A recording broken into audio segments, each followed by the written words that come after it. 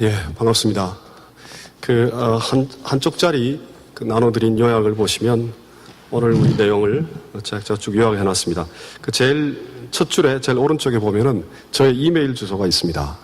그래서 오늘 내용이나 또 언제 내용이든지 간에 질문이 있으시면은 그 이메일로 질문을 좀 보내주시면 제가 그 다음 주에 답변을 드리든가 아니면 우리가 같이 생각을 나누도록 하겠습니다. 그래서 꼭 기억하시고 질문 있으시면 언제든지 질문을 보내주시길 바랍니다.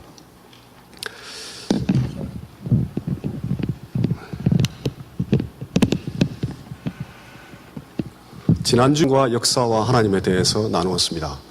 제일 마지막에 요약해 드리기로 고난에 대해 기독교가 굉장히 진지하게 고민하고 노출시키고 짊어지고 또 고난을 나눈다라는 것. 왜 그런가? 그리스도의 십자가를 통해 고난 속에 찾아오신 하나님을 우리는 믿고 고백하는 종교이죠. 그래서 아주 치명적인 기독교. 그 부분이 굉장히 제일 중요한 고난과 더불어서 제일 중요한 기독교의 그 핵심 가운데 핵심이죠. 그러나 이제 기독교가 이 고난에 대해 굉장히 포괄적으로 설명하고 접근을 하고 있습니다. 그래서 윤리적인 해석을 가한다든가 또 존재론적으로는 하나님 한 분이다. 그러나 우리가 아는 우리의 지식과 하나님 지식이 다를 수 있다. 또 성육신하신 하나님 속에 고난에 대한 하나님의 그 접근 방식이 드러난다라는 것. 또 성육신 하셨지만 역사를 넘어선다라는 것. 이게 굉장히 그 포괄적인 면들이 기독교 안에서 발견되어집니다. 그래서 아주 치명적이고 크리티컬한 기독교와 아주 포괄적인 기독교, 그러니까 고난과 더불어서 발견되어질 수 있고, 또 우리 욥기를 통해 하나님께 굉장히 그 강력한 탄원을 드리는 그런 기독교의 모습을 또한 발견했습니다. 그래서 굉장히 인격적인 관계 속에 있는 기독교, 고난과 더불어서 그것이 또 하나의 면이 있고, 그러나 우리 전도서나 또 다른 성경을 보면은 우리 위에 계신 하나님께 비록 우리가 그리스도를 매일같이 생각하고 그리스도를 명상하고 그리스도의 고난을 우리가 참여하려고 노력하고 우리가 고난을 나누고 하지만 우리의 예수께서 우리를 통한 성육신의 그 과정, 고난을 나눈다라는 것, 그 과정은 지극히 임시적이고 지극히 한계에 있을 수밖에 없죠. 그래서 하나님과 고난의 그 신비스러운 관계가 어떻게 되는가에 대해 우리는 정확하게 잘 알지는 못합니다.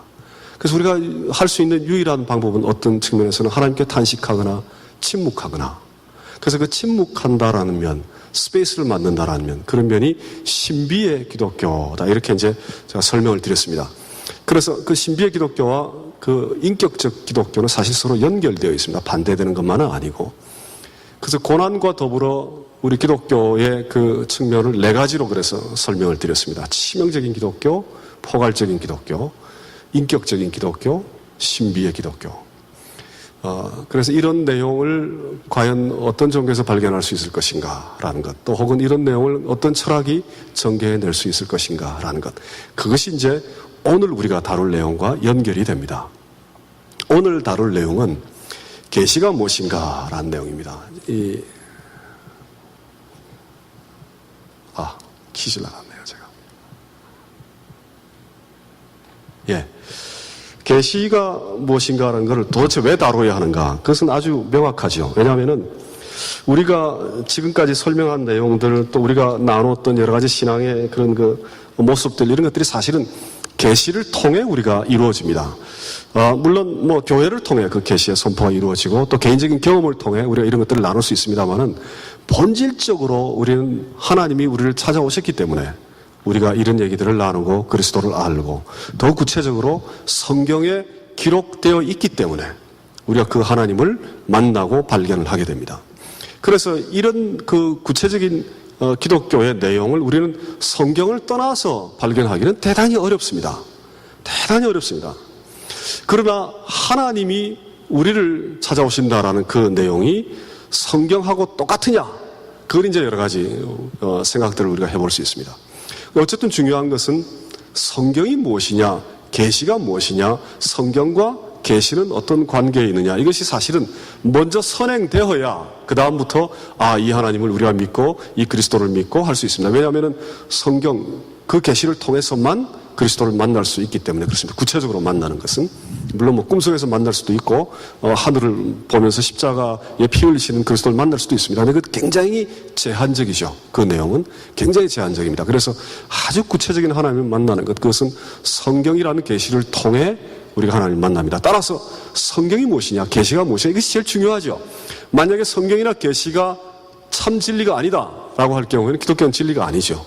이제 그 정도로 제일 중요한 문제이기도 합니다. 그런데 이 문제를 다룬다는 것은 굉장히 어렵습니다.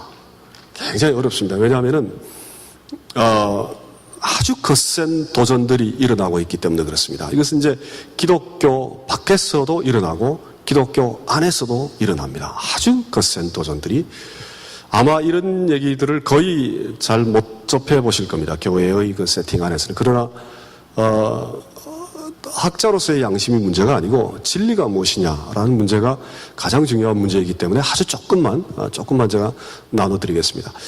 바깥에서 일어나는 문제는 당연히 기독교가 제시하는 여러 가지 현상들 가운데 몇 가지가 인간의 문명과 잘 맞지 않다 해서 이제 성경이 문제가 있는 거 아니냐 이런 비판을 합니다. 예를 들어서 남녀 차별이 기독교 성경 경정 속에 아주 중요한 남녀 차별을 넘어서는 듯한 구절은 몇 개 있습니다. 창세기에도 있고 갈라디아에서도 있고 몇 가지가 있습니다만은 그렇지 못한 구절이 거의 대부분이죠.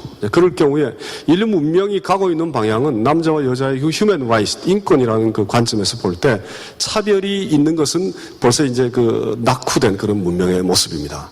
그 인류 문명이 가는 방향은 반드시 그 방향입니다. 그것은 변함이 없는 아주 확실한 방향인데 그 방향에서 볼 때는 기독교 경전이 제시하는 내용들이 낙후된 문명과 좀 동떨어진 것이 아니냐 이제 이런 생각들을 할 수 있죠. 예를 들어서 또 노예제도를 인정하는 성경 구절이 한 300구절 정도 됩니다. 노예제도를 거부하고 그걸 넘어서는 듯한 구절은 몇 구절 되지 않습니다. 그런데 지금 인류 가운데 어느 누구도 노예제도를 인정하지 않죠. 그것은 이제 문명의 입장에서 볼 때 낙후된 그런 모습입니다. 그런 내용, 제사제도라든가 그런 내용들이 꽤 있습니다. 물론 이제 과학자들이 이제 접근하는 그런 진화론의 문제, 이런 문제는 제가 얘기를 할 필요가 없죠. 그런 이제 거센 도전들이 우리 기독교 바깥에 있습니다. 그럴 때 이제 말씀이 과연 우리가 믿고 있는 한 점 한 획이라도 오류가 없느냐라는 문제, 그런 문제가 이제 심각하게 도전을 받죠. 그럼 내부적으로도 상당히 어려운 점들이 많이 전개되고 있습니다. 기독교 학자들이 요즘 만약에 지금 하고 있는 작업들을 제가 다 펼쳐서 설명을 드리면 저도 물론 다 아는 건 아닙니다만 제 전공 분야가 아니어서 아마 깜짝 놀라실 겁니다. 이 지경까지 왔나. 그래서 기독교 성경학자들이 뭐라고 결론을 내리는 거 하니 성경은 난파선이다 이렇게까지 결론을 내립니다. 왜 그러냐면 구약이나 신약이냐 다 하나님으로부터 우리가 직접 받은 계시를 기록한 것이다라고 생각하지 아니하고 자꾸 그 근원을 다른 데서 찾으려고 합니다. 학자들이 이제 성경 비평학이라고 이제 보통 우리가 생각하는데 지금 하고 있는 그 성경학의 학문의 방향이 지금 그렇습니다. 그런 방향입니다. 그러니까 구약이 기록됐으면 그 구약 기록된 것 가운데 이 부분은 어디에서 왔고 이 부분은 어디에서 왔고 자꾸 이제 그 출처를 인류가 갖고 있는 문화 자산 가운데서 발견하려고 합니다. 그 이유는 역사적으로 그런 여러 가지 흐름들이 있었습니다. 예를 들어서 바벨론 포로가 됐을 때 그때 비로소 이제 이 구약 이스라엘 백성들이 성경을 기록하기 시작했다라고 보는 거죠. 그 전에는 말로 전해 오다가 왜 그러냐면 바벨론 그 시대에 그 에누마 엘리시라는 창세기하고 비슷한 그런 내용들이 있습니다. 그 문서가. 그러니까 그 문서를 보고 자각을 하게 돼서 구전되어 왔던 얘기들을 기록하기 시작했다. 이제 그런 여러 가지 이론들이 있습니다. 그래서 아주 그야말로 갈기갈기 성경에 다 찢긴 듯이 신약도 마찬가지고요. 그렇게 여러 가지 이제 비판들을 내부적으로 지금 하고 있습니다. 그래서 이제 그렇게 되면 상당히 심각하죠. 아주 심각한 문제에 사실 기독교가 직면해 있습니다. 제가 보기에는 서양 세계의 기독교의 몰락은 성경의 권위를 발견하지 못하기 때문에 그렇습니다. 제가 보기에는 다른 어떤 이유에 있는 것이 아니고 성경의 그 참된 권위, 성경의 참된 그 하나님의 진리의 말씀이다라는 그 신앙을 점점 더 잃어버리고 있기 때문에 그렇기 때문에 서양 세계에서 특별히 기독교가 지금 쇠퇴하고 있다 이런 생각을 해봅니다. 그래서 그럼 우리는 어떤 그 접근을 해야 되느냐라는 것이 이것이 이제 참 어려운 문제죠. 그래서 오늘 두 가지를 같이 좀 다루고자 합니다. 하나는 그러한 거센 비판이 일어날 수 있는 그 문맥을 우리가 좀 볼 수 있어야 합니다. 그 문맥을 이해하고 그런 비판을 얼마든지 넘어설 수 있는 그런 여러 가지 방법들이 있습니다. 성경을 이해하는 그런 내용들이 있습니다. 그것을 이제 첫째로 좀 보아야 하고, 둘째는 그렇다면 우리가 그러니까 성경과 계시 사이의 관계를 얘기합니다. 계시가 성경보다는 훨씬 더 포괄적이고 훨씬 더 이제 그 원래의 뜻을 나타내고 있기 때문에. 그 다음에 또 하나 할 수 있는 작업은 어떻게 하면은 이 성경이 정말 하나님으로부터 온 참된 그 복음의 말씀인가, 진리의 말씀인가라는 것, 그것을 우리가 얘기하고 회복하고 서로 나눌 수 있어야 합니다. 그래서 그 두 가지 점이 이제 제일 어려운 점입니다. 이제 이 짧은 1시간 40분 만에 이거 다 할 수 있을지 그건 모르겠습니다. 그 전에 그 두 가지를 나누기 전에 이제 굉장히 제일 중요한 거, 여러분 이제 보통 우리가 저를 포함해서 다 그랬습니다. 저도 이제 그런 생각을 오랫동안 가졌습니다. 성경 말씀이 가지고 있는 그 문자적인 의미, 그것이 이제 굉장히 중요하다라고 오랫동안 생각을 해왔습니다. 그런데 이제 한국의 그 어떤 학자가 뉴 비긴이라는 선교신학자죠. 아주 복음주의적인 선교신학자예요.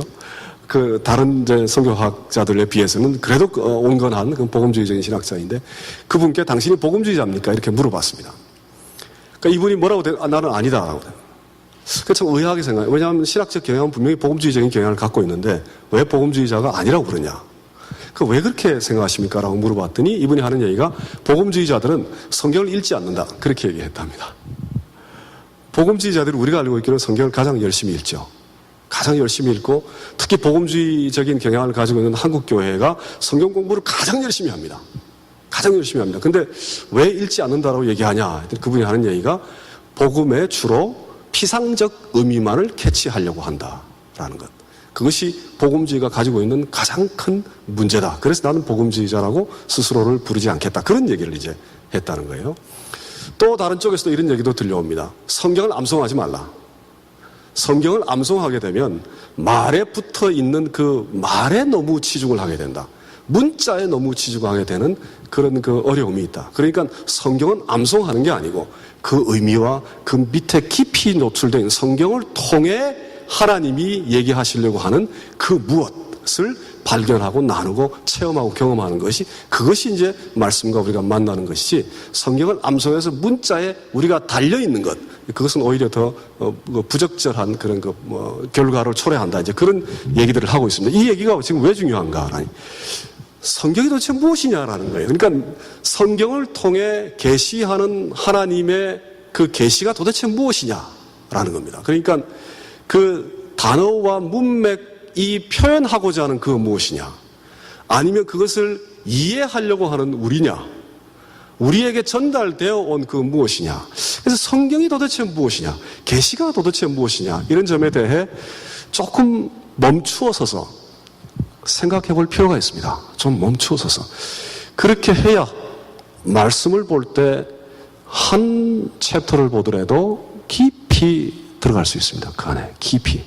그렇지 아니하고 그 말씀의 자꾸 표면적인 뜻을 암송하는 게 나쁘다는 것만은 아닙니다. 근데 이제 거기에 머물러 있으려고 할 때, 그럴 때 과연 하나님께서 우리에게 말씀을 통해 계시하고 드러내고자 하는 것을 우리가 제대로 발견할 수 있느냐라는 이제 그런 어려운 점들이 지금 있습니다. 지금 오늘 읽은 이 본문 두 구절에 베드로나 이사야는 신적 거룩한 존재를 만났을 때 자기 자신을 돌아보게 되죠. 자기 자신을. 보입니까? 잘? 예. 하나님을 만나면 인간을 만난다. 신적 존재를 만나게 됐을 때, 나는 부정한 자다 라는 깨달음을 바로 고백하죠. 이사야는. 그리고 베드로도 그리스도가 처음에 이제 고기 잡는 그분을 던지라고 할 때 이렇게 그 존재에 대해서 잘 모르다가, 그러나 이제 그 아주 굉장한 놀라운 권능을 발견하고서 주여 나를 떠나소서, 그렇게 얘기를 합니다. 그래서 이것이 성경이 갖고 있는 그 아주 고유한 신비스러운 그 면을 일종의 암시해주는 그러한 성경 구절입니다. 그래서 나중에 돌아와서 다시 설명을 드리겠습니다. 그래서 부정한 입술을 가진 인간들이 어떻게 하나님을 말할 수 있냐, 이게 이제 본질적인 문제죠. 헬라어든 히브리어든 성경이 기록된 그 언어는 인간들이 사용하는 언어입니다. 그렇죠. 한국말도 우리가 사용하는 언어예요. 인간들이 사용하는 언어가 하나님을 올바로 표현할 수 있느냐, 본질적인 문제입니다. 이건 지금 아주 본질적인 문제죠. 우리의 언어가 성경을 기록했고 또 그 신앙을 우리가 나누죠. 이 부정한 우리의 언어, 이 불확실한 언어를 가지고 있는 우리의 언어가 과연 하나님을 제대로 표현할 수 있는가? 이건 아주 본질적인 그런 질문입니다. 근데 우리가 결국 이런 그 하나님을 만났을 때 할 수 있는 유일한 고백은 주여 나를 떠나소서, 베드로가 했던 것처럼 그것이 유일한 고백이 아니겠는가? 이제 그런 의문을 던져봅니다. 이제 그럴 경우에 도대체 누가 하나님을 우리에게 알려올 수 있는가? 또 어떻게 알려올 수 있는가? 또 무엇을 알려올 수 있는가? 하나님이 존재한다는 사실 그 자체인가? 아니면 하나님이 어떻게 존재하신다라는 것인가? 이런 질문들이 생기게 됩니다. 그래서 우리 성경에서 하나님을 알 수 있는 방법을 크게 나누어서 자연이나 인간을 통해 그걸 바라보고 하나님을 알 수 있다라는 것을 설명하고 있고, 또 성경을 통해 하나님을 알 수 있다, 이제 그렇게 설명을 하고 있죠. 그래서 자연과 우주, 인간을 먼저 살펴보겠습니다. 성경이 일단 자연 속에 하나님을 발견할 수 있다, 그런 말씀들을 꽤 많이 하죠. 특별히 이제 시편에 보면 하나님의 영광을 하늘이 선포하고 궁창이 그 손으로 하시느를 나타내는도다. 그래서 자연을 보면 하나님을 발견할 수 있다. 또 시편 104편 보면 굉장히 이게 비유적으로 지금 그 말씀을 하나님을 표현하고 있죠. 하나님은 옷을 입은 같이 빛을 입으시며 하늘을 휘장같이 치시며 물에 자기 누각에 들보를 얹으심으로 구름으로 자기 수레를 삼으시고, 이렇게 하나님이 우주를 막 이렇게 운행하시는 그런 모습들이 있습니다. 그러니까 구름과 하늘과 궁창과 이런 걸 보면 하나님을 발견할 수 있다, 그런 말씀이죠.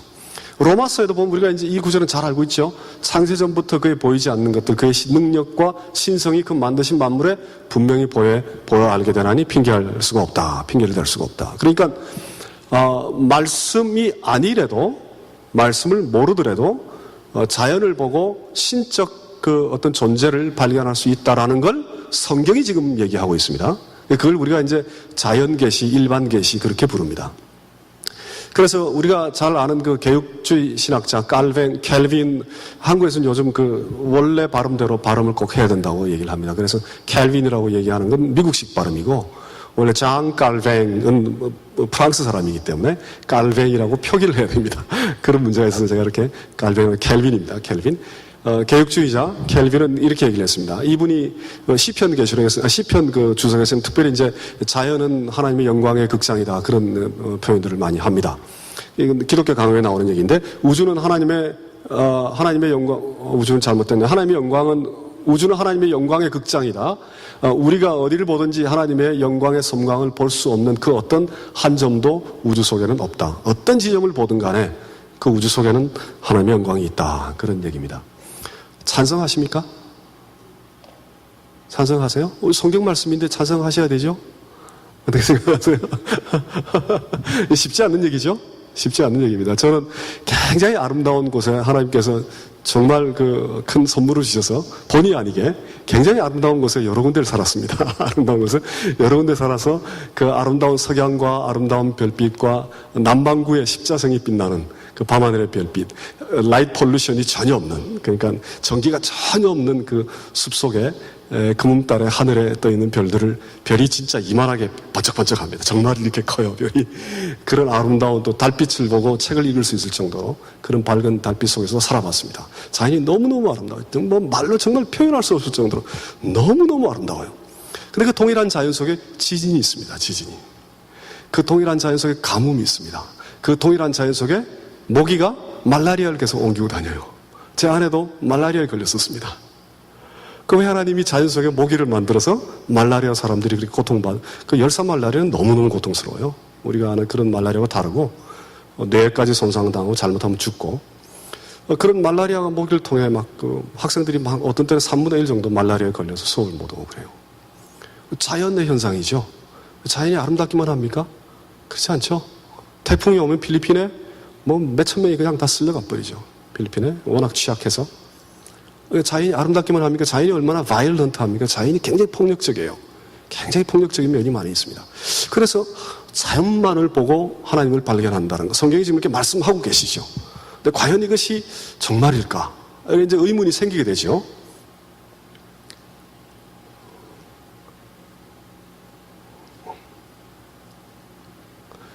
그 다음에 이제 인간을 보고 하나님을 발견하는데 이것도 굉장히 중요한 면입니다. 성경이 지금 그 얘기를 하고 있습니다. 보시면 시편 8편 2절에 어린아이와 젖먹이의 입으로부터 주의 권능을 세우셨다. 아이들을 보면 하나님의 능력을 우리가 발견할 수 있다. 그 얘기입니다. 어린아이를 보면. 저는 사실 지금 너무너무 동감합니다. 우리 그 손녀딸이 막 지금 자라고 있어서 저 말씀을 너무 동감을 합니다. 전도서에도 보면 하나님이 영혼을 우리 마음에 주셨다. 그러니까 신적인 것을 생각하고 그게 갈망하는 그런 마음을 우리에게 주셨다는 겁니다. 하나님께서. 그래서 인간 속에 그런 종교의 씨앗들, 또 거룩함을 찾는 것들, 그런 것들이 인간 속에 있다라는 게 성경이 지금 말씀하고 계십니다. 그리고 사도행전에도 보면은 17장에 보면은 인용한 거죠. 시를 인용한 거긴 한데, 이는 사람으로 하나님을 혹 더듬어 찾아 발견케 하려 하심이로되 하나님은 각 사람에게서 멀리 떠나 계시지 않다.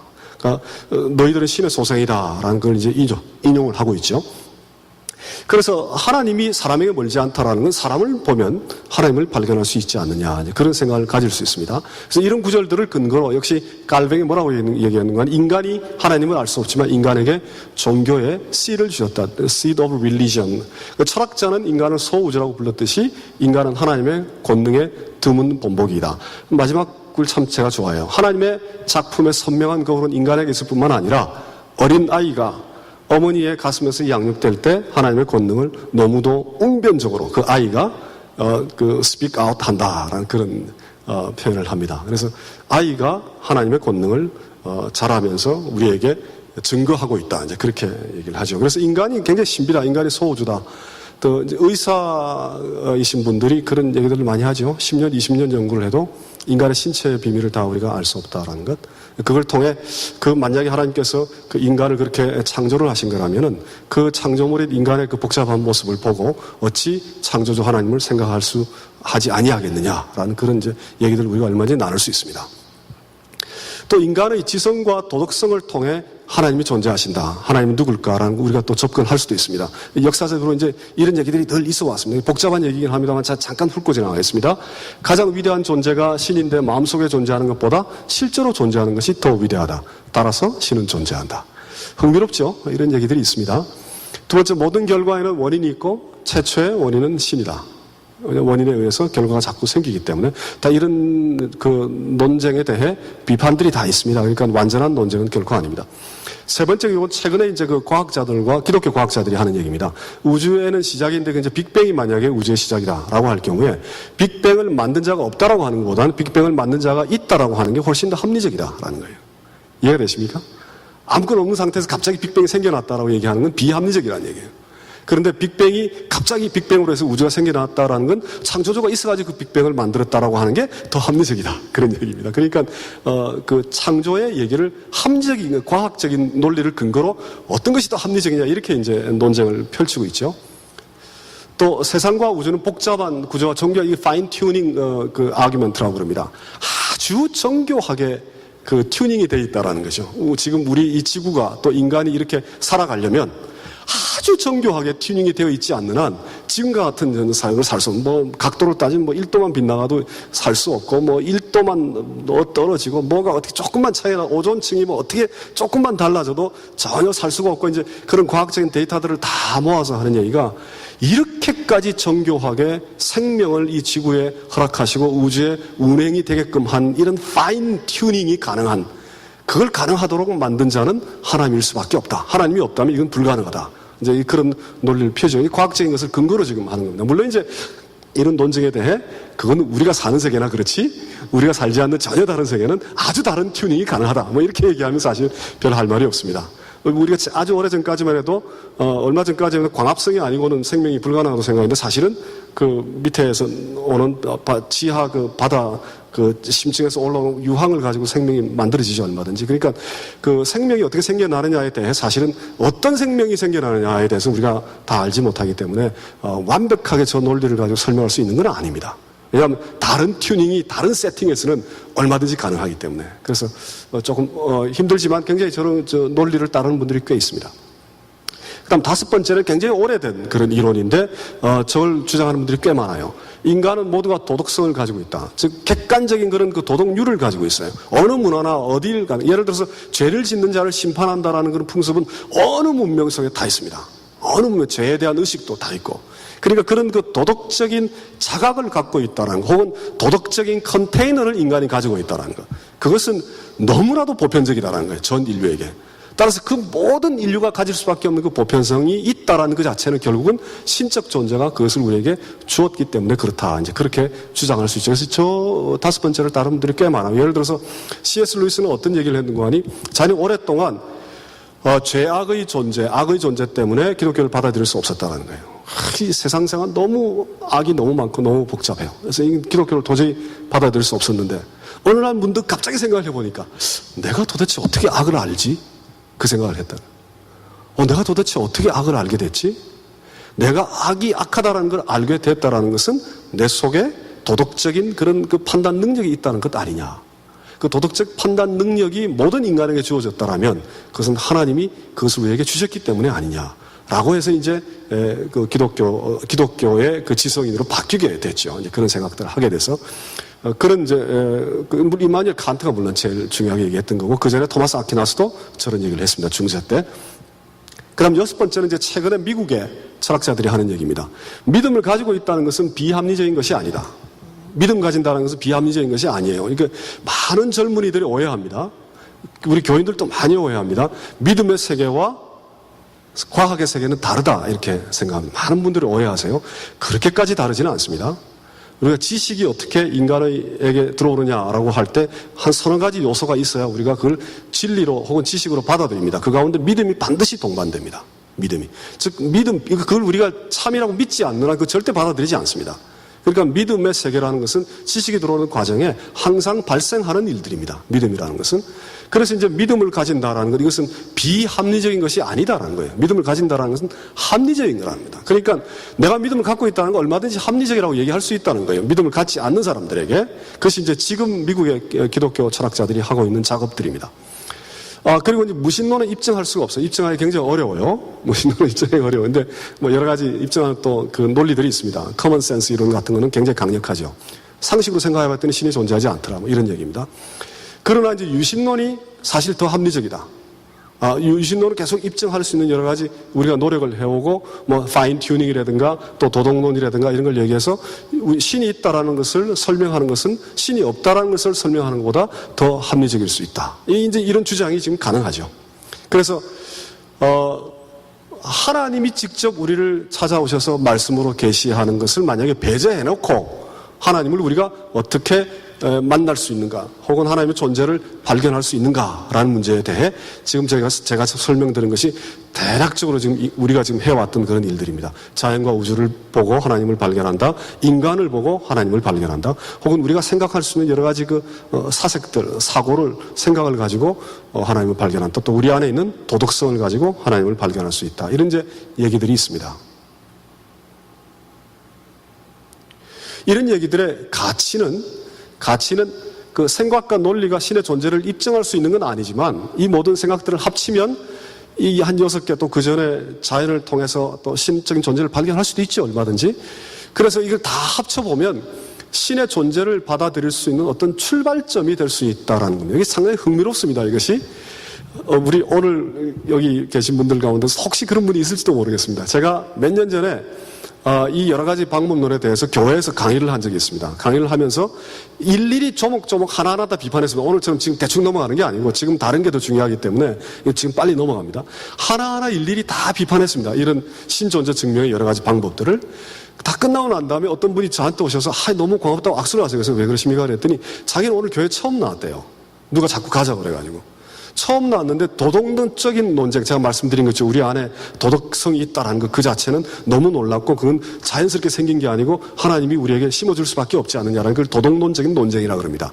도덕론적인 논쟁을 들으니까 신이 존재하는 것처럼 느껴진다는 거예요, 자기가. 그래서 지금도 교회를 다니겠다고 그래요. 저는 실컷 비판을 해놨는데, 그게 부족하다는 걸 실컷 비판하기 위해서, 말씀이 유일한 근거다라는 걸 주장하기 위해서 그걸 이제 들어서 비판을 했는데 그 얘기를 듣고 그분이 내가 기독교에 대해서 관심을 가지기 시작했습니다. 하나님이 존재하시는 것 같아요. 그러시는 거예요. 그래서 제가 생각하기에는 하나의 출발점이나 컨택 포인트이 될 수도 있지 않는가 그런 생각들을 해봅니다. 그러나 이제 한계는 여러분 아시다시피 인간의 지성과 논리 자체가 불완전합니다. 그래서 불완전한 인간의 지성이 완전한 하나님을 존재한다, 존재하지 않는다, 이렇게 존재한다, 존재 내용이 어떻다, 그걸 어떻게 설명할 수 있느냐는 거예요. 우리가 부족한데, 우리가 불완전한데, 그걸 어떻게 우리가 다 그 내용을 설명합니까? 또, 도덕성이라는 그 컨테이너가 있다 할지라도, 우리 안에. 컨테이너가 있다 할지라도, 그 도덕성이 실천적으로 실행되는 그 방법이 너무 다양해요. 어떤 사람들은 너무 잔혹해요. 너무 잔혹해. 아무리 도덕성이 있으면 뭐합니까? 너무 끔찍한 일이 인간들 사이에 벌어지고 있는데. 그랬을 경우에 objectiv하다는 게 도대체 뭐냐는 거예요. 뭐가 도대체 objectiv하냐. 우리 안에 컨테이너가 있다는 그 자체만으로 과연 하나님이 우리에게 도덕성을 심어줬다고 얘기할 수 있느냐. 그 도덕성이 동일한 방법으로 어떤 형식이든 간에 좀 보편적으로 나눠져야 될 거 아니냐. 왜 어떤 인간들이 이렇게 지독할 정도로 나쁜 인간이냐. 뭐 이런 질문들이 생길 수 있죠.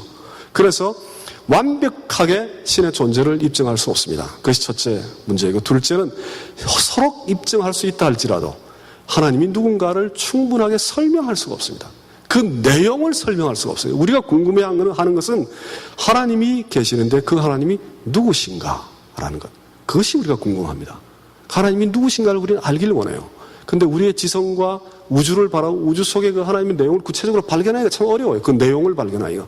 인간을 보고 하나님이 굉장히 그 고도의 지능을 가진 그런 존재겠구나. 그건 우리가 생각할 수 있죠. 우리가 다 이해 못하는 인간을 만들었으니까. 그런데 그 고도의 지능이 어떤 형식으로 존재하고 있는가에 대한 구체적인 내용을 우리가 알지를 못합니다. 그래서 성경, 하나님의 말씀, 또 하나님이 직접 우리를 찾아오시는 것을 제외해놓고 아무리 모든 방법을 동원해 봐도 하나님이 누구신가, 하나님이 어떤 방식으로 존재하시는가에 대해 알기는 대단히 어렵다. 그 유일한 방법은 무언가? 하나님이 우리를 찾아오셔야만 한다라는 그것이 이제 유일한 방법입니다. 그래서 계시와 말씀이 이렇게 소중할 수밖에 없습니다. 하나님이 우리를 찾아오시지 아니하면 우리가 그 하나님을 발견하고 만들어낼 수가 없습니다. 그것이 이제 다 잊어버리셔도 좋은데 그것만 기억하셔야 될 것 같습니다. 그것이 제일 중요한 오늘의 제가 나누고자 하는 내용입니다. 하나님이 자신을 알려오신다라는 것. 그것이 이제 계시의 본질적인 형태입니다. 하나님이 자기 자신을 알려오신다. 자, 이게 지금 시간이 벌써 너무 많이 가서 제가 좀 건너뛰겠습니다. 근데 언약을 하셨는데 하나님이 자기 자신을 계시를 하시죠. 하나님이 인간에게 찾아오신 그것이 이제 가장 짧은 말로 계시. 지금 계시라고 하면 자꾸 성경하고 동일하다고 생각하십니다. 지금 일단 그거는 보류를 좀 해놓으십시오. 계시라는 것은 하나님께서 우리를 찾아오셨다라는 것. 하나님이 스스로 자기 자신을 낮추어서 우리에게 찾아오셨다라는 그것을 이제 계시라고 할 수 있습니다. 문제는 하나님께서 스스로 찾아오셔서 자기 자신을 우리에게 보여주셨는데 어떻게 그것이 가능하냐? 이것이 이제 문제입니다. 어떻게 그것이 가능하냐? 왜냐하면 하나님을 이해할 수 있는 인간의 지적 능력과 문화적인 환경이 너무 천박하기 때문에 그렇습니다. 우리 문제입니다. 지금 우리의 얘기를 하는 겁니다. 우리가 하나님을 다 담을 수가 없어요. 우리의 문화가 너무 천박해요. 이런 문화와 이런 지성 속에 하나님이 오셔서 자기 자신을 알려야 하는데 어떻게 하겠느냐라는 거예요, 도대체. 뭐 좋은 비유는 아닙니다만 예를 들어서 우리가 강아지나 고양이에게 인간을 설명하려고 한다고 생각을 한번 해보십시오. 어떻게 설명하시겠습니까? 어떻게? 설명할 방법이 없죠. 어떻게 설명하겠느냐는 거예요. 그럼 하나님이 정말 전능하신 그 하나님이신데 그 하나님이 우리에게 찾아오셔서 하나님 자기 자신을 우리에게 설명하시려고 하세요. 인도하시려고 하세요. 우리를 자기에게로 끌어들이시려고 하세요. 어떻게 그것이 가능한가? 무엇을 통해 가능한가? 그래서 기록을 통해 가능한가? 말씀을 통해 가능한가? 예언과 선지자를 통해 가능한가? 그리스도의 성육신을 통해 가능한가? 역사를 통해 가능한가? 우리의 경험을 통해 가능한가? 여러 가지 이제 그 가능성에 대한 여러 가지 그 카테고리 범주를 한번 생각해 볼 수 있죠. 어떻게 가능한가라는 것. 혹은 거꾸로 말씀의 세계가 이 다양한 가능성을 전부 다 걸치고 있을 수도 있습니다. 말씀의 세계가 경험도 만들어내고 역사도 만들어내죠. 말씀의 세계가 성육신을 우리에게, 실제로 말씀이 육이 되어 우리에게 찾아오시니까 말씀의 세계가 사실은 성육신이죠. 그래서 말씀의 세계가 사실은 이런 걸 다 걸치고 있을 수도 있습니다. 학자들은 그런 걸 잘 좋아하지 않습니다만은 저는 이제 그렇게 생각하는 부분도 있습니다. 자, 그 다음에 계시의 그 다양하고 심한 모습, 여기 제일 지금 중요한 부분이기 때문에 이건 제가 조금 자세히 설명을 드리겠습니다. 이 계시라는 것, 이것은 하나님이 자기 자신을 낮추어서 찾아오신 거죠. 이건 아주 확실합니다. 어려운 내용이 아니죠. 하나님이 자기 자신에 있는 모습 그대로를 자기 자신의 수준으로 우리에게 알렸다면 아무도 우리를 못 알아보죠. 아무도 못 알아보죠. 성경에 실제로 그 얘기가 나오죠. 모세가 떨기나무에서 하나님을 만났을 때 하나님 제대로 알 수가 없죠. 그렇죠? 그리고 모세가 애굽으로 간다고 그러니까 하나님 뭐라고 얘기하십니까? 그리고 모세가 하나님께, 하나님을 내가 누구라고 얘기할까요? 왜냐하면 애굽의 이집트에는 당시에 신들이 이름이 다 있어요. 이름들이 다 명칭되어 있습니다. 그러니까 가서 내가 어떤 신의 이름으로 왔노라고 얘기를 해야 되니까 여호와 하나님께 물어봅니다. 하나님 내가 뭐라고 얘기할까요? 그러니까 하나님이 대답을 안 하시죠. I am that I am이라고 얘기합니다. 나는 존재하는 자다. 이렇게. 그러니까 나는 이름이 없다고 얘기하는 거는 마찬가지예요, 사실은. 그 구절에 대한 해석이 한 7가지, 8가지가 됩니다. 요즘 뭐 아주 역동적으로 해석을 막 해내요. 나는 뭐 점점 뭐가 이루어지는 존재다 막 이렇게 만들어내는데 사실은 문맥을 보면 나는 이집트인들 너희들이 콕 집어서 얘기하는 그런 하나님이 아니다. 그 얘기예요. 그러니까. 부정을 하고 있는 거예요. 인코그니토, 익명성을 얘기하고 있는 겁니다. 알 수 없다라는 거예요, 하나님이. 그러니까 하나님이 진짜로 우리에게 찾아오셔서 자기 자신을 우리에게 알려주시려면 제일 먼저 얘기하셔야 되는 게 뭐냐. 너희들이 나를 다 알 수 없다라는 거예요. 제일 먼저 얘기해야 되는 게. 왜냐하면 그게 사실이기 때문에. 그것이 진리이기 때문에. 그래서 계시라는 것은 하나님이 자기 자신을 버리고 우리에게 낮추어 찾아오셔야만 가능한 그것이 계시입니다. 하나님이 자기 자신을 우리에게 드러내셨다는 그 자체가 이미 벌써 자기 부정입니다. self-sacrifice입니다. 자기를 버리고 낮은 데까지 우리에게 찾아오시는 거죠. 그래서 계시란 무엇이냐? 제일 우선적인 모습이 자신을 낮추어 우리에게 찾아오신 것. 그것이 이제 계시라고 볼 수 있습니다. 그래서 낮추어 찾아오셨기 때문에 인간의 문화도 이용하시고 인간의 지성도 이용하시고 인간의 역사도 끌어안으십니다. 교회의 역사도 끌어안으시죠. 교회가 얼마나 잘못된 일을 많이 했습니까? 과거 역사 속에. 그래도 교회를 통해 계속 말씀이 선포되고 있죠. 그리고 그 언어 속에 또 인간의 그 천박한 지성 속에 자꾸 하나님이 자신을 그 속에 자신을 드러내십니다. 그래서 왜냐? 낮추어서 찾아오셨기 때문에 그렇습니다. 낮추어서 자기 자신을 동일한 수준으로 자기 자신을 밝힐 수가 없기 때문에 그렇죠. 또 그래서 이제 계시라는 건 자연 속에 계시하실 수도 있고 특별히 계시할 수도 있고 초자연적으로 계시할 수도 있고 여러 가지 다양한 방법으로 계시하죠. 특별 계시의 가장 구체적인 것이 이제 성경이다 이렇게 볼 수 있습니다. 그러니까 계시의 여러 종류의 형태가 있는데 그 종류 가운데 제일 핵심인 것이 성경이다 이렇게 이제 볼 수 있습니다. 그 다음에 넘어가겠습니다. 그런데 이제 이 계시가 특히 이제 말씀으로 전달되거나 기록될 때 언어적 형태를 띱니다. 언어적 형태를 띄어요. 여기 보면은 뭐 비유, 환유, 은유, 패러블, 예언, 상상 뭐 여러 가지 언어적 형태를 띱니다. 구술되든 기록되든 간에. 그러니까 이제 문제가 생겼죠. 인간의 언어를 통해 표현되는 그 하나님이 과연 제대로 그 하나님의 모습이 전달되고 우리에게 계시될 수 있을 것이냐 라는 그런 본질적인 문제를 우리는 갖고 있어요. 그런 본질적인 문제. 이 문제를 전혀 생각하지 않으면 자꾸 우리는 그 성경의 문자만을 자꾸 따지게 됩니다. 문자가 제대로 기록되느냐 그런 문제만 자꾸 집중을 하게 됩니다. 인간의 언어의 문제와 인간의 언어의 함정을 생각해 봐야 됩니다. 인간의 문화의 함정도 생각을 해봐야 되고 하나님이 자신을 낮추어서 우리에게 찾아오셔야 하기 때문에 여러 가지 이런 복잡한 문제들이 발생할 수밖에 없죠. 그래서 제가 제일 시작할 때 말씀드린 이런 그 성경에 대한 비판들이나 회의가 발생하는 이유가 어디에 있는가 이런 문제들 때문에 그렇습니다. 이런 문제들 때문에.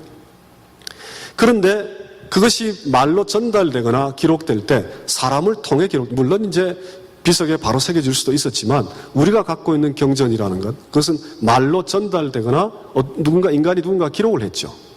기록을 했다, 말로 전달했다라는 것은 하나님이 자기 자신에게 드러내신 그 무엇을 자기가 이해하고 해석을 했다라는 얘기입니다. 그래서 그 기록하고 전달할 때 성령의 영감으로 기록을 하고 전달하지만 그러나 자기가 이해를 한 그 해석의 과정이 그 안에 들어갑니다. 그 다음에 기록되고 전달되었던 그 계시의 내용이 우리에게 받아들여지죠. 그것을 조명이라고 얘기합니다. illumination. 위에는 inspiration이라고 얘기하고 밑에는 illumination. 우리에게 그것이 들어오죠. 우리에게. 그래서 우리에게 그 하나님의 계시가 들어오는 그 과정도 계시의 내용 속에 포함할 수 있느냐 없느냐 가지고 논란이 많습니다. 만약에 아주 객관적으로 밖에 있는 그것만 만약에 계시다라고 했을 경우에 사실 우리하고 어떤 그 깊은 인격적 관계를 맺기가 어렵죠. 그 말씀이 사실은 우리 안에 들어와야 합니다. 조명되어야 합니다. 성령을 통해. 근데 또 다른 한편으로 말씀이 우리 안에 들어와야만 그것이 계시다라고 했을 경우에 우리에 의해 말씀이 자꾸 바뀌고 변형되죠. 그러니까 말씀이 갖고 있는 그 안정적이고 파운데이션한 면을 상실하게 돼요. 그렇게 될 경우에. 그래서 그런 여러 가지 어려운 점들이 있습니다. 그래서 제가 혹시 좀 쉽게 표현될까 싶어서, 이거 색깔이 컬러가 있는데, 하여간, 이 계시라는 것은 역사와 교회, 문화, 언어, 지성이라는 하나의 낮추어 찾아오심의 그 통로를 통해, 일반 계시, 특별 계시가 있으면 그 통로를 통해 비교적 객관적으로 성령의 은혜 속에 비교적 객관적으로 기록이 되죠. 객관적으로 전달되고 기록이 되는데 그것이 또 역시 성령의 조명으로 주관적으로 우리에게 조명되어 들어옵니다. 그래서 이런 굉장히 복잡한 과정을 거치는 것이 계시가 우리에게 알려지는 그런 과정입니다. 그래서 간단하지 않습니다.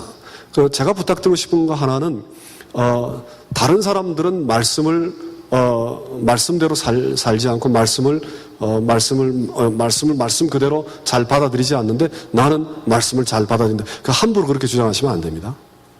함부로 그렇게 주장하시면 안 돼요. 굉장히 복잡한 얘기입니다. 단순한 얘기가 아니에요, 그게.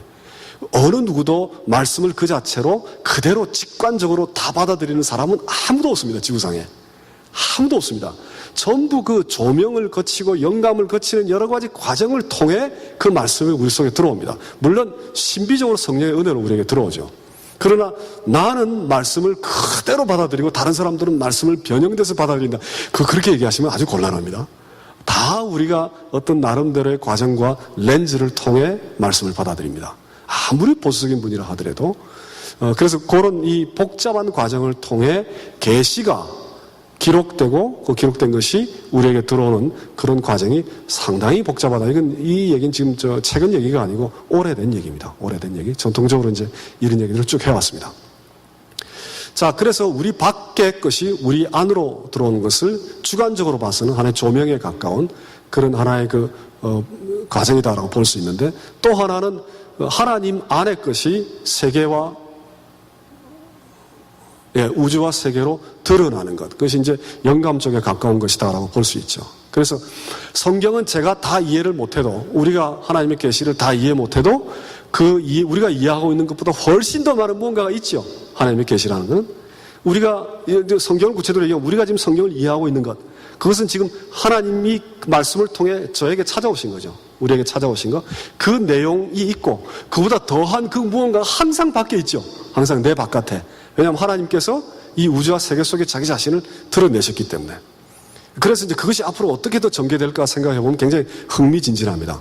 얼마나 우리 후대에 오는 사람들이 하나님의 말씀을 얼마나 더 깊이 있게 이해하게 될까라는 걸 생각을 해보면 굉장히 흥미진진합니다. 그래서 상당히 주관적인 우리에게로 찾아오신 계시의 그 모습이 있고 조금 더 객관적으로 우주에게 선포되는 그런 계시가 있습니다.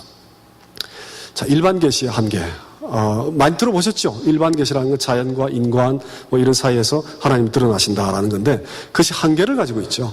그걸 통해 우리가 그리스도를 만날 수가 없습니다.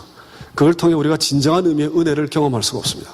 또 일반 계시는 인간 지성이 한계를 가지고 있기 때문에 그 일반 계시를 통해 인간을 넘어서는 그 하나님을 우리가 만나기가 어렵습니다. 그리고 또 인간은 그 자연 속이나 인간의 지성 속에서 만들어지는 그 무엇을 신적 존재로 받아들이기 어려워하죠. 우리를 넘어서는 그 누구를 받아들이기를 원합니다. 그래서 일반 계시가 가지고 있는 한계가 분명히 있습니다. 그래서 요거는 이제 굉장히 유명한 얘기입니다. 존 켈빈이 일반 계시와 특별 계시의 그 관계에 대해 창세기 주석의 아구멘툼이라는 그 제일 첫 부분에 나오는 얘기인데 창세기에 대해 켈빈이 주석을 하면서 일반 계시에 가지고 있는 가치도 충분히 얘기를 해요. 지금 저 중간에 코테이션 보면 굉장히 제가 좋아하는 거예요. 우리는 우리 눈으로 세계를 보고 우리 발로 땅을 밟고 우리 손으로 하나님의 놀라운 작품을 만지고 풀과 꽃이 아름다운 향기를 마신다. 이것을 경험하는 우리의 어떤 지식 속에는 우리의 감각을 압도하는 하나님의 무한의 신적 능력과 선하심과 지혜심이 있다. 얼마든지 이렇게 느낄 수 있습니다. 얼마든지. 일반 계시가 전적으로 부족하다는 얘기가 아닙니다. 이런 하나님의 존재를 우리가 자연 속에 얼마든지 느낄 수 있죠. 그런데 그 다음에 이렇게 보면은, 그래서 몇 가지 얘기들이 있습니다. 창세기 이야기를 대하는 태도가 양쪽 극단이 있다는 거예요. 하나는 너무 자연만 생각한다는 거예요. 창세기를 읽으면서. 그 자연만 생각하면 하나님에 대해서 잊어버리고, 소위 자연신학이라고 그래서 자연 속에 있는 하나님이 진짜 참 하나님의 모습으로 생각하는 경향이 있다는 겁니다. 그것도 문제가 있다. 두 번째는 자연을 보고 자연에 대해서 그 속에 계시는 하나님을 보려 하지 아니하고 자꾸 다른 하나님만 자꾸 보려고 한다는 거예요. 그러나 켈빈이 주장하는 이건 시편에 있는 얘기입니다. 하나님이 세계의 옷을 입고 계신다라는 거예요. 그러니까 세계 속에서 하나님이 그 영광을 드러내기도 한다라는 거죠. 그래서 적당한 나름대로의 조화가 필요하다. 두 번째는 지나친 사색을 금하고 있는데, 저건 굉장히 유명한 얘기입니다. 어거스틴이 했던 얘기인데, 이거 신학적인 조크입니다, 일종의. 그 사람들이 그런 질문을 던졌어요. 창조를 하시기 전에 하나님 뭘 하고 계셨을까? 창조하기 전에? 어거스틴이 한 대답은 당신 같은 질문을 하는 사람을 위해 지옥을 만들고 계셨을 것이다. 그게 어거스틴이 했던 대답입니다. 그걸 켈빈이 인용을 해서 지나친 사색을 하지 말라는 거예요. 너무 지나치게. 자연만 보고 하나님을 지나치게 사색하는 그걸 스페큘레이션이라고 그러죠. 그건 분명히 위험하고 문제가 있다. 그 세계를 네 번째, 우리 하나님 바라볼 수 있는 거울이긴 하지만, 영광의 거울이긴 하지만, 그리스도를 알 수 있는 것으로 충분한 것은 아니다. 해서 특별 계시가 필요하고, 성경이 필요하고, 특별히 네 번째 보면 십자가가 하나님으로 인도하는 탈 것이다. 이런 얘기를 합니다. 켈빈이. 흥미롭죠? 창세기를 주석하는 제일 첫 머리, 구체적으로 주석 들어가기 전에 하는 인트로덕션 같은 아구멘툼이라는 것은 거기에서 켈빈이 자연이 갖고 있는 가치를 충분히 인정하되 한계를 신랄하게 얘기하면서 하나님께 갈 수 있는 길은 십자가를 통해 하나님께 갈 수 있다. 이렇게 주장을 하고 있죠. 그러니까 특별 계시, 즉 성경이 가지고 있는 가치를 켈빈은 굉장히 중요하게 지금 주장을 하고 있습니다.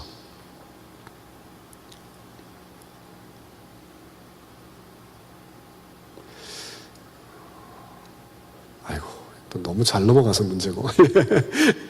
계시와 성경의 관계에 대해 양극단에 빠지지 않아야 된다라는 것이 주장되어 왔습니다. 계시하고 성경하고 똑같다. 즉 하나님이 우리에게 찾아오시는 방법은 오로지 성경을 통해서 뿐이다 라고 할 경우에 성경은 인간의 문화나 인간의 지성이나 인간의 언어를 완전히 배제하고 하늘로부터 뚝 떨어진 거다라고 생각해야 되죠. 그래서 성경 속에 성경이 담고 있는 하나님에 대한 설명이 전부 다라고 우리는 믿어야 되죠. 그런 어려운 점이 있습니다. 그 다음 계시와 성경이 만약에 다르다라고 했을 경우에, 지금 극단적입니다. 양쪽 극단을 얘기하는 겁니다. 완전히 다르다라고 했을 경우에는 성경이 계시로부터 분리되어서 하나의 계시는 저쪽에 별도로 있고 성경은 하나의 부가물이다. 그래서 성경을 읽더라도 성경을 통해 하나님을 만나는 것보다는 읽고 덮고서 성령을 기다리고 하나님이 직접 나에게 찾아오기를 기대하는 것이 더 낫다. 이게 성령주의에 빠질 수 있죠. 그래서 전자는 지성주의에 빠질 수 있고 후자는 성령주의에 빠질 수 있습니다. 그래서 양쪽 극단을 우리가 조심해야 됩니다. 무슨 얘기인가? 성경은 계시하고 동일하지는 않지만 그러나 성경은 계시의 가장 확실한 내용이죠. 가장 구체적인 내용이죠. 그래서 그런 절묘한 관계를 이해하실 필요가 있습니다.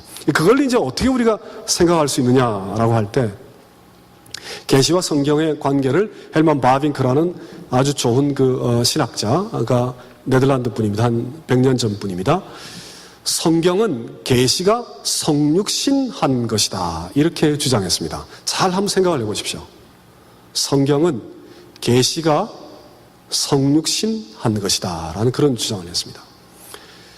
그러니까 제가 아까 말씀드린 낮추어 찾아오셨다라는 것과 문맥이 통하죠.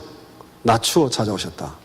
그래서 인류의 사상을 담는 것은 언어이며 기록된 문자란 언어가 육체를 띈다. 아니, 구체성을 띈다는 거예요.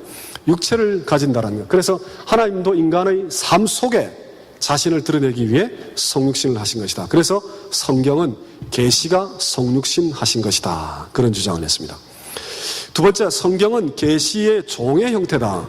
말씀, 즉 로고스 하나님이 단순히 인간이 된 게 아니라 인간을 섬기는 종이 된 것이다. 그리고 종과 육이 되신 것. 이와 유사하게 계시의 말씀은 성경이라는 불완전한 형태를 가졌다. 자, 이것 조심해서 들으셔야 됩니다. 불완전한 형태다라면 성경이 틀렸다는 얘기가 아닙니다.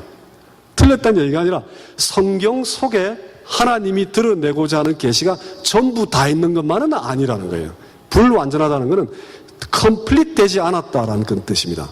그 외에 더 있다라는 거예요. 성경보다 더한 그 무엇이 있을 수 있다라는 성경은 그래서 하나님이 진짜 저기 계시면 자기 자신을 낮추어서 우리의 문화와 역사 속에 찾아오셨기 때문에 그리스도가 육을 가지고 오셨는데 나사렛 예수 그 육을 가진 그 그리스도를 보고 저게 하나님 전부다라고 우리는 안 믿죠. 안 믿죠. 마찬가지로 성경이라는 그 문자 세계 속을 통해 하나님의 계시가 육체를 띈 것과 마찬가지다. 그런 이제 아날로지 비유를 지금 하고 있습니다. 바빙크가 생각해 볼 필요가 있는 그런 내용들입니다. 전적으로 다 받아들이지 않더라도. 그래서 계시와 성경의 관계, 계시란 하나님이 우리 가운데 거하시는 것. 나름대로 헬만 바빙크는 계시를 지금 정의를 내렸습니다. 계시가 뭐냐? 계시란 하나님이 우리 가운데 드웰 하시는 것, 거주하시는 것. 그것을 계시라고 얘기합니다. 따라서 성경이라는 것은 하나님의 계시를 드러내어주는 하나의 수단과 같은 것이다. 이렇게 주장하죠. 그런데 그냥 평범한 수단이 아니라 면류관이라는 겁니다. 면류관이라는 것. 그러니까 아주 그 유일하고 아주 그 최종적인, 그 end라는 표현도 쓰는데 아주 최종적인 그러한 수단이다라는 거죠. 그러니까 아주 구체적이고 아주 독특한 그런 수단이다. 그러나 그 자체가 계신 것은 아니다. 그런 주장을 지금 하고 있습니다. 내용이 또 역시 많으네요. 어떡하죠? 하여간 조금 더 해보겠습니다. 성경은 계시와 리플렉션이라고 하는 부분은 항상 이제 제가 나름대로 코멘트를 다는 겁니다. 결론으로 지금 가고 있는 부분입니다. 성경은 계시와 동일한 것이 아니기 때문에 성경을 우상화하는 것. 여기 이제 큰 질문이 있습니다. 성경을 우상화하는 것은 문자주의의 위험이나 하나님을 인간의 언어 속에 가두는 것과 마찬가지다. 그래서 우리가 더 관심을 가져야 하는 건 성경을 통해 하나님이 드러내고자 하는 것이 무엇인가라는 것. 거기에 더 관심을 가져야 합니다. 거기에 더 관심을 가져야 합니다. 둘째는 성경 외에 그렇다고 해서 우리가 그러면 성경이나 그리스도가 드러내고자 하는 그 무엇이 성경하고 아주 동떨어져서 가능할 수도 있겠구나. 그건 위험한 생각이라는 거예요. 그거는. 동시에 성경 외에 다른 계시를 우선적으로 추구하는 것. 그것은 성육신 하신 하나님 외에 다른 하나님을 추구하는 것과 동일한 위험이 있다. 그래서 1번과 2번의 그 사이의 관계를 잘 이해하시는 것, 이것이 참 필요합니다. 세 번째는 이제 다층적인 배경 속에 계시하고자 하는 내용을 이해해야 됩니다. 굉장히 복잡합니다, 성경이. 굉장히 복잡합니다. 문화와 언어를 배경으로 하는 말씀들이 많죠? 그렇죠? 남자 머리 기르면 안 된다라는 거, 그건 그 당시 문화에도 맞지 않아요. 그 당시에 그 로마와 이집트에서만 짧은 머리를 가졌습니다. 남자들이. 그 외에는 대부분 다 긴 머리를 가지고 있었어요. 그러니까 당시의 문화에도 맞지 않는 당시의 로마와 이집트 문화를 얘기하는 겁니다. 여자들은 머리 길러라 아니면 힘 두고. 그 굉장히 문화적인 얘기죠. 아주 문화적인 그런 얘기들입니다. 그리고 그 축첩하는 거, 첩을 가지는 문제, 아내를 여러 명 폴리가미 이런 문제, 구약의 쭉 굉장히 문화적인 얘기죠. 그 문화적인 그런 현상들이 그러니까 문화와 언어를 배경으로 하고 있어요. 그리고 구약에 보면 굉장히 폭력적인 표현들이 많아요. 하나님에 대해서. 당시에 하나님을 이해하는 방법 가운데 하나입니다. 그것이. 그 심판과 폭력과 그 징계를 하는 그 방법 자체가 당시에 하나님을 이해하는 하나의 문화적 컨텍스트입니다. 그래서 그걸 우리가 이해할 필요가 있죠.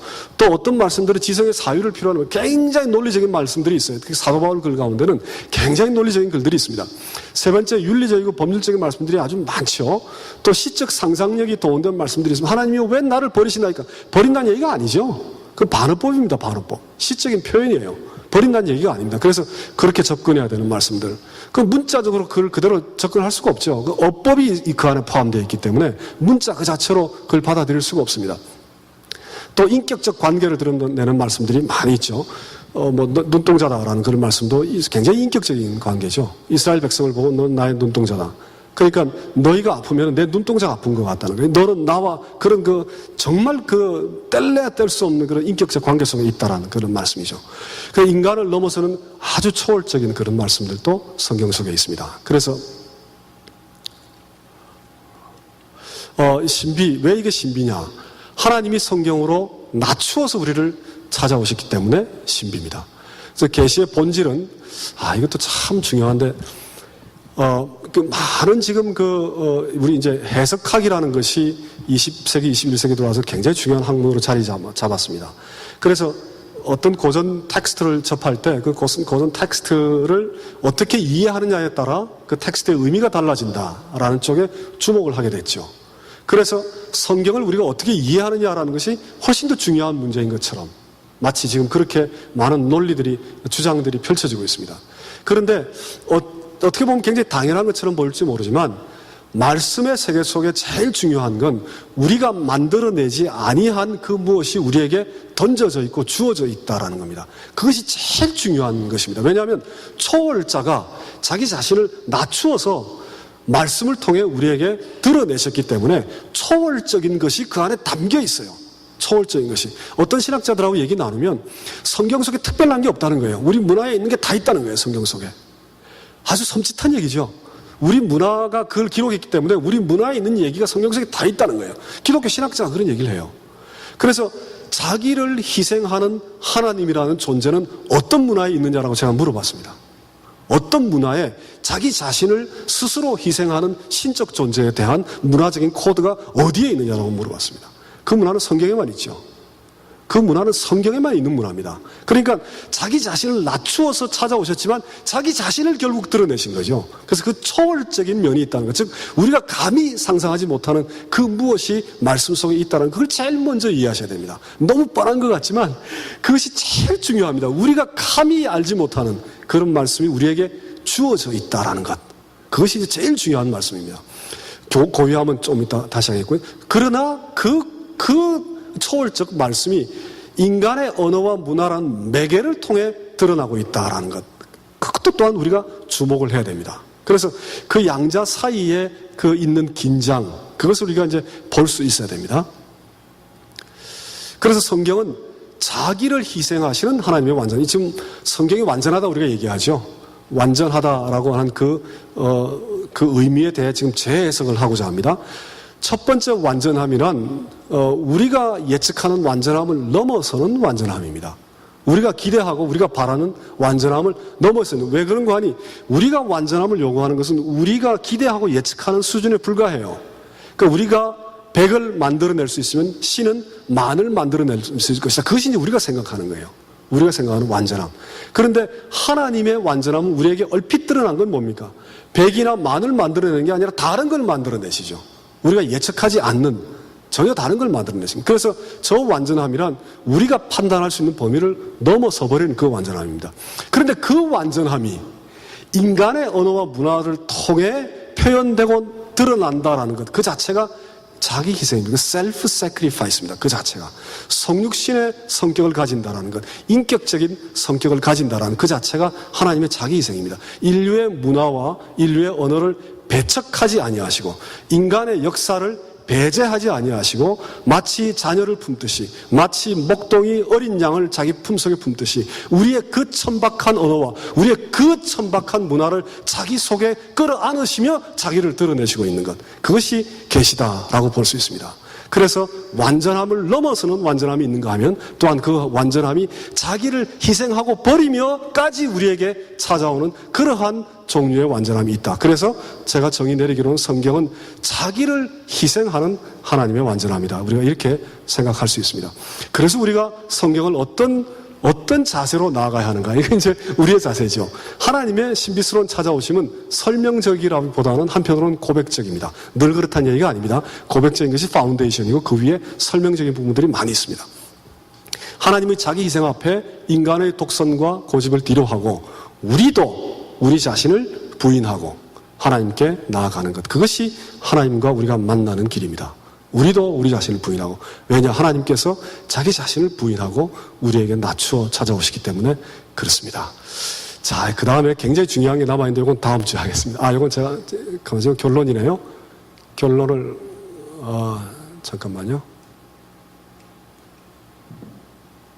예. 요거 지금 결론에서 요거만 하고, 그 다음에 있는 질문은 다음 주에 추가로 하겠습니다. 그래서 말씀의 참모습과 가치는 무엇이냐? 일단 오늘 결론 내리기로는 초월성과 인격성입니다. 지금 방금 얘기한 대로 초월자가 우리에게 찾아왔다는 것이 제일 중요한 가치이고, 동시에 인격적이다라는 거죠. 완전히 우리를 무시한 게 아니라 우리에 이렇게 낮추어서 찾아와서 우리와 대화를 나누시기 때문에 인격적이다. 초월성은 인간의 문화와 언어가 도저히 담을 수 없는 내용들을 성경이 가지고 있다. 그래서 초월적인 걸 가지고 있고, 둘째는 인격적. 우리를 만나기 위해 우리의 문화 속에 찾아오셔서 말씀이 육신이 되어 그 말씀으로 드러내실 때, 누가복음 24장에 보면 예수께서 부활하신 후에 제자들을 찾아가서 자기 자신에 대해서 설명하죠. 그 모세와 및 모든 선지자의 글로 시작하여 모든 성경에 쓴 바 자기에 관한 것을 자세히 설명하니라. 이 말씀이 유기되어 마치 제자들에게 자기 자신에 대해서 설명하듯이 하나님이 말씀으로 찾아오셔서 자기 자신에 대해서 우리에게 설명하고 있죠. 그러자 조명의 그 일루미네이션의 그 과정이 발생합니다. 성령으로 길에서 뜨겁게 우리에게 말씀하시고 성경을 풀어주실 때에 우리 속의 마음이 뜨겁지 아니하느냐. 말씀이 초월적인 그 말씀이 인간의 문화와 언어의 그 매개를 통해 우리를 찾아왔는데 우리하고 인격적으로 만나죠. 하나님께서 말씀을 통해 우리를 만납니다. 인격성이 그 안에 있습니다. 그래서 초월성과 인격성이 만나는 구절이 예를 들어서 이사야 55장입니다. 여기 보시면 목마른 자, 돈 없는 자여 다 내게 오라. 초월자 하나님만이 초청할 수 있는 겁니다. 인간은 저런 초청을 못해요. 무조건 오라는 겁니다. 다 오라. 값없이 오라. 내게 귀 기울이면 영원히 살고 내가 영원한 언약을 세우리라. 초청한다는 자체가 벌써 얼마나 낮추어서 찾아오신 겁니까? 찾아오셔서 우리를 초청하시죠. 인격적인 관계가 충분히 드러나죠. 초청은 인격적이니까. 그런데 내 생각은 너의 생각과 다르고 내 길은 너의 길과 달라서 하늘과 땅처럼 다르다고 얘기하시죠. 나는 초월자다. 그 얘기를 하시는 거예요. 나는 너희와 다르다. 그런데 내가 너희에게 찾아와 너희를 초청한다. 그래서 초월성과 인격성이 만나는 구절이 이사야 55장이라고 우리가 볼 수 있습니다. 이 속에 이제 그런 내용들을 우리가 발견할 수 있다라는 거죠. 그리고 하나님께서 그 말씀을 통해 우리를 찾아오셔서 자기의 뜻을 이룰 것이다. 그런 말씀을 하시죠. 그래서 말씀의 가치는 이렇게 요약해 볼 수 있습니다. 하나님과 세상, 인간에 대한 고유한 지식을 우리에게 드러내시는 계시의 성격이죠. 두 번째는 영원히 새로운 지식과 삶입니다. 왜냐하면 인격적이기 때문에. 인격적이라는 것은 늘 그 안에 어떤 역동성이 있죠. 인격적이라는 건 그 안에 고정되어 버린 게 아니고 그 안에 영원히 살아있는 그런 생동적인 것을 우리 인격적, 죽어있는 걸 인격적이라고 하지 않습니다. 인격적이라는 건 그 안에 만남이 있고 부딪힘이 있습니다. 탄원이 있고 갈등이 있고 기쁨이 있습니다. 그 안에 삶이 있기 때문에. 그래서 말씀의 두 번째 가치는 영원히 새로운 지식과 삶이 하나님이 그리스도로 성령을 통해 인격적으로 말씀을 통해 우리에게 찾아오기 때문에 이 말씀은 죽은 문자가 아니라 문자에 붙어있는 그런 딱딱하고 죽은 그런 의미가 아니라 영원히 새롭고 살아있는 지식이자 삶이다. 말씀은 영원합니다. 왜냐? 항상 살아있기 때문에. 말씀이 영원합니다. 왜냐? 인격적이기 때문에 말씀이 영원합니다. 그래서 데살로니가전서 2장 13절을 보면 이 말씀이 너희 믿는 자 속에 역사한다는, 월크한다는 거예요. 역사한다는 건 히스토리가 아니고 월크한다라는 거를 에너기야, 이게 움직인다라는 거예요. 그 말씀이 그 안에서 역사를 한다는 겁니다.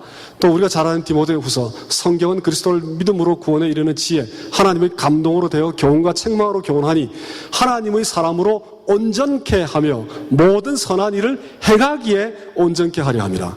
말씀은 인격적이기 때문에 머물러 있지 않습니다. 그 안에서 무언가를 역동적으로 우리에게 만들어냅니다. 이거 또 있네요. 이거 어떡하지? 요거 지금 잠깐, 요거는, 요거는 다음 주에 아무래도 해야 될 것 같습니다. 하나가 더 중요한 것이 남았습니다. 이제 문제는 말씀이 초월자가 우리에게 자기 자신을 낮추어서 찾아오셔서 만나서 인격적인 그 만남이 이루어지는 신비스러운 그 과정을 성경이 이제 다 드러내고 있죠. 그럴 경우에 그렇다면 그 말씀이 정말로 하나님의 말씀이라는 걸 우리가 어떻게 알 수 있느냐라는 그런 어려운 점에 봉착합니다. 기독교를 처음 접하는 사람들도 제일 먼저 부닥치는 문제가 바로 그거죠. 성경이 하나님의 말씀이라는 걸 어떻게 알 수 있습니까? 라는 겁니다. 우리는 알죠. 우리는 성령을 통해 우리에게 들어오신 거죠. 그러나 성경이 어떻게 하나님의 말씀이라는 걸, 예를 들어서 성경이 성경 스스로 이건 하나님의 말씀이다라고 주장하기 때문에 성경이 하나님의 말씀이라면, 불경도 불경 스스로 이건 진리의 말씀이다라고 주장하면 그걸 우리가 믿어야 되죠. 그렇죠. 그걸 자증이라고 얘기합니다. 스스로가 스스로를 입증하는 것. 그것을 과연 우리는 지금 믿고 다 받아들이지만, 그것을 과연 정확한 하나의 성경이 하나님의 말씀이라는 것을 입증할 수 있는 방법이 정말 되느냐라는 아주 어려운 문제가 있습니다. 그 문제를 시간이 좀 걸리겠지만 다음 주에 꼭 같이 다뤄보겠습니다. 아주 흥미로운 점들이 몇 가지가 있습니다. 그리고 성경 구절도 좀 인용을 할 계획입니다. 자, 그럼 같이 한번 기도드리고 마치겠습니다. 하나님의 거룩하고 그 신비스러운 찾아오심 앞에 우리의 어리석고 우리의 약함을 고백합니다.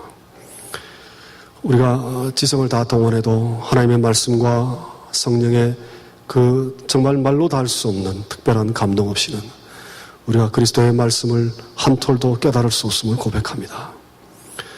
하나님, 늘 우리에게 말씀으로 다가오실 때에 우리의 죽은 영혼이 늘 솟아나게 하시고 우리의 죽은 소망이 늘 새롭게 세워지게 하시며 하나님의 나라와 그 나라를 섬기는 모든 백성들을 향한 우리의 사랑과 열정이 자라나게 하시옵소서. 감사드리옵고 예수님의 이름으로 기도드립니다. 아멘.